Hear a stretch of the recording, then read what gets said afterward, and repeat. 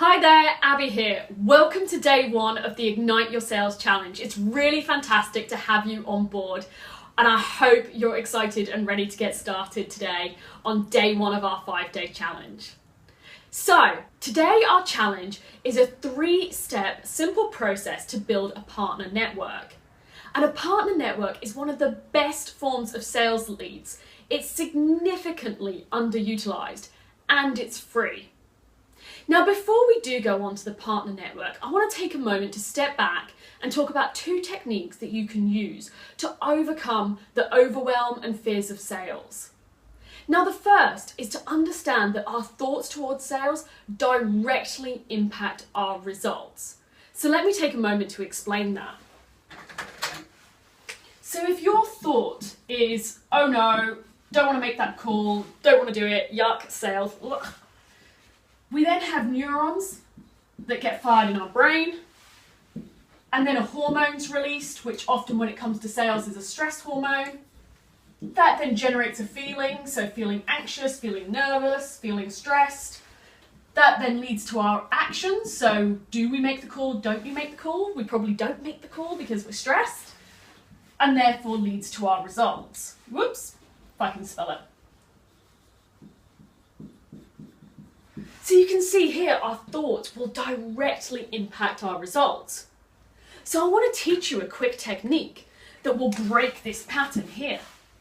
And it's called the 5-second rule, which is by Mel Robbins, and you may have heard her talk about it. She's got a fantastic TEDx video if you haven't seen it. Now, there is a significant amount of science and research behind the 5-second rule. It's crazy simple, but an incredible amount of research behind it. So I'm going to give you the short, simple version. Now, the simple version is that by counting backwards, 5, 4, 3, 2, 1, this engages your prefrontal cortex in your brain. It also breaks habit loops. And what it is it's because if you take action, 5, 4, 3, 2, 1, take action, you'll actually make that call, send that email, do that action before your brain, this sequence of events starts, and your brain has time to talk you out of it. So essentially, it's a way of tricking your brain before it can put on the brakes and stop you taking action. Give it a go. It's incredibly simple, but you will be amazed how effective it is. So back to our partner relationships. We want to be focusing on a partner that serves the same market as us, but with a non-competitive and complementary offering. Now, partner networks do take a while to build. But the reason I've included them in the challenge is because for me personally in my businesses, this has been one of the best ways to build a business because you get consistent leads that are warm and free into your business. It's also great because on average, it takes clients 5 interactions with our brand before they trust us enough to buy from us. So by being referred from a trusted partner, this will shortcut that process. So let me give you an example so that you can understand in your business what this might look like. I helped my brother with this in his business. He's a running coach. And so if I draw this out a second, what we did was we looked at his target market, so say runners. And you can then narrow the field of, is that women? Is that in a 10k radius of Melbourne? What's the same target market? Then what other complementary but non-competitive services do runners use? So for example, a physio. Then we looked at running shoe manufacturers. Then we looked at other products. Then we built with a Pilates studio. And then we built with a podiatrist. And so on. And so he suddenly was getting referrals from all these different networks that are serving the same target market as him. It's fantastic, right? Now, before we go and do that, there's a few ways that we need to approach this process. So let me continue using this running example as an example as we go through the different steps. And this applies to a product or services-based business. I've done it in both. So here are the 3 elements that we're going to run through for a partner network. The first is selecting partners that you trust and you believe in, because ultimately that partner that you select, it's also going to reflect back on you. So the ultimate question is, would you use them yourself? The second question you need to ask is, are they serving the same target market as you? Because if they're not, this isn't going to work.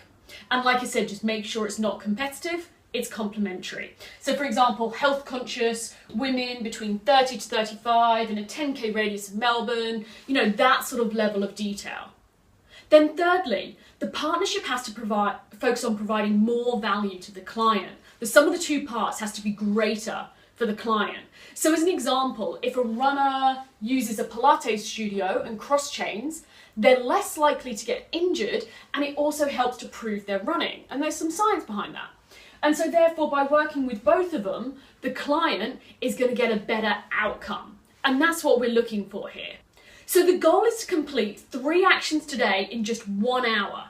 Because Parkinson's law tells us that the work expands to the time that we give ourselves. So if we give ourselves a week, it'll take a week. If we give ourselves an hour, it'll take an hour. And imperfect action is better than no action at all. So I'm going to show you how to start this in 1 hour. So let's go. Number 1, let's spend 15 minutes writing a list of 5 potential partners that we could work with. Research them, Google them, read their reviews, get a feel for their website. Do they have the same sort of client-centric values as you? What do you think to their offering?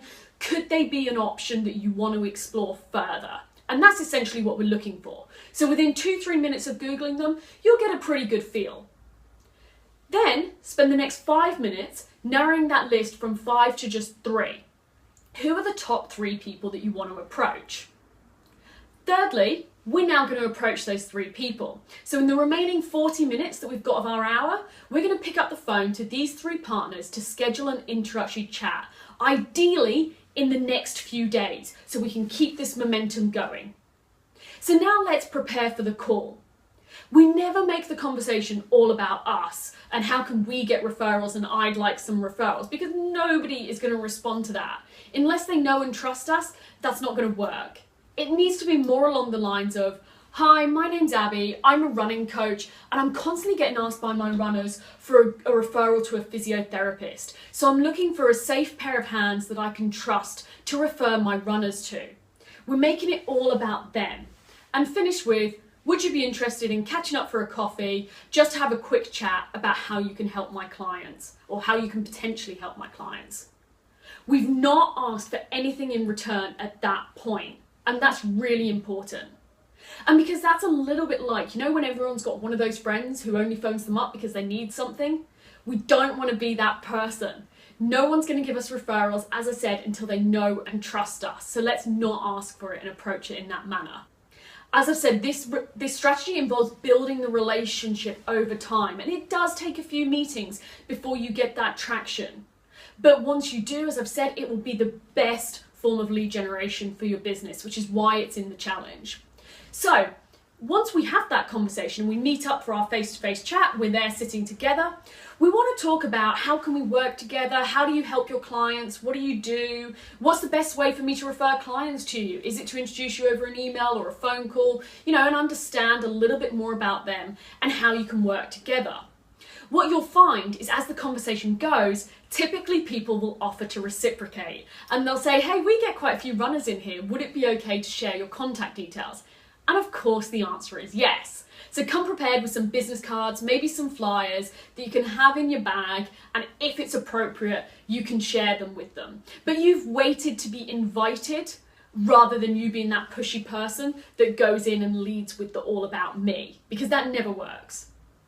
Now, what we then need to do is we need to make sure that we continue to build on this relationship. So whenever you're in the area, say, hey, if you've got 30 minutes to catch up for a coffee, it'd be great to see how you're going.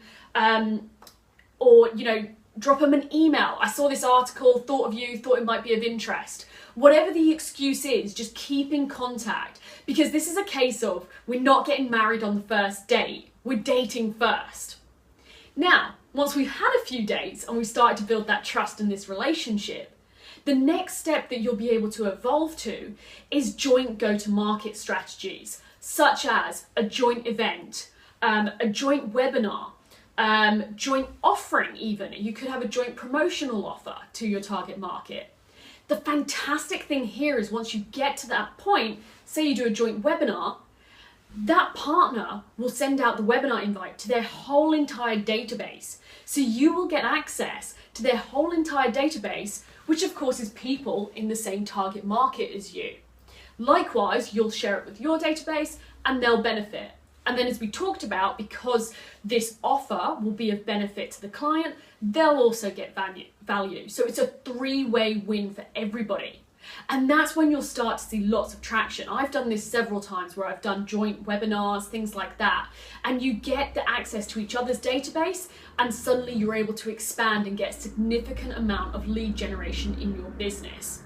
Now don't forget, any referral that you get will have a substantially higher chance of closing than a cold lead because they've come from that trusted source. So again, it's even better because your probability of getting a sale is significantly higher.